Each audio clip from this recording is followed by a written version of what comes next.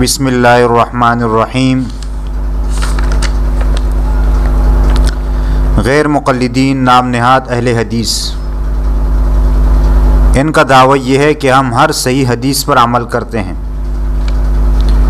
اور ہر صحیح حدیث جو ہے یہ سنت ہے۔ تو میں آج آپ کے سامنے یہ بات رکھنا چاہتا ہوں کہ یہ ہر صحیح حدیث پر عمل نہیں کرتے۔ میں چند احادیث آپ کے سامنے رکھنا چاہتا ہوں کہ جن پر اہل حدیث عمل نہیں کرتے۔ اگر ہزار میں سے ایک نے عمل کیا وہ الگ بات ہے، لیکن من حیث المجموع یہ اس پر عمل نہیں کرتے۔ پہلی حدیث جس کو امام بخاری رحمہ اللہ نے نقل کی ہے، جس سے یہ بات ثابت ہوتی ہے کہ آپ صلی اللہ علیہ وسلم نے کھڑے ہو کر پیشاب فرمایا، تو کیا آج تک آپ نے اپنے امام صاحب کو دیکھا ہے کہ جس نے کھڑے ہو کر پیشاب کیا ہو، یا کسی عام اہل حدیث کو دیکھا ہو؟ تو یہ صحیح بخاری کی حدیث ہے، لیکن اہل حدیث اس پر عمل نہیں کرتے۔ دوسری حدیث ہے جس کو بھی امام بخاری رحمہ اللہ نے نقل کی ہے،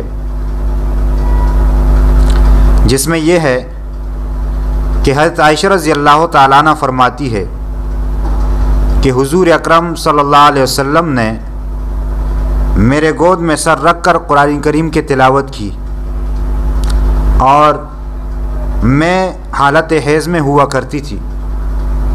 تو کیا کوئی غیر مقلد اس پر عمل کرتا ہے کہ جب اس کی اہلیہ حیض کی حالت میں ہو اور وہ اپنی بیوی کے گود میں سر رکھ کر تلاوت کرے؟ نمبر 3،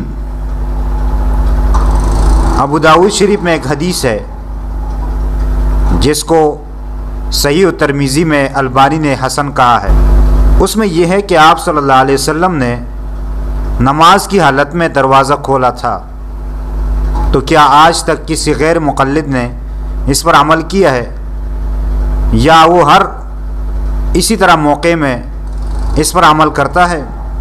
نمبر 4، ترمذی شریف اور امام احمد نے، بلکہ ابو داؤد ابن ماجہ میں بھی یہ روایت موجود ہے، جس میں یہ ہے کہ آپ صلی اللہ علیہ وسلم نے وضو کرنے کے بعد اپنی بیوی کو بوسہ دیا۔ تو کیا غیر مقلدین اس پر عمل کرتے ہیں؟ نمبر 5، صحیح مسلم میں روایت ہے جس میں یہ ہے کہ آپ صلی اللہ علیہ وسلم سے یہ بات ثابت ہے کہ آپ صلی اللہ علیہ وسلم نے نماز کی حالت میں بچی کو اٹھایا ہے۔ تو کیا غیر مقلد امام یا مقتدی اس طرح عمل کرتا ہے یا نہیں؟ اگر کرتا ہے تو ٹھیک ہے، کیونکہ صحیح حدیث کے مطابق وہ عمل کر رہا ہے، لیکن اگر اس طرح وہ نہیں کر رہا تو وہ صحیح حدیث پر عمل نہیں کرتا، اور لوگوں کو دھوکہ دیتے ہیں کہ ہم ہر صحیح حدیث کو مانتے ہیں اور اس پر عمل کرتے ہیں۔ تو یہ ہے ان کا فراڈ اور دھوکہ۔ اور اس کے علاوہ بھی بہت سارے حدیث ہیں جن پر یہ لوگ عمل نہیں کرتے۔ اگر میں ان پہ بات کروں تو بات طویل ہو جائے گی۔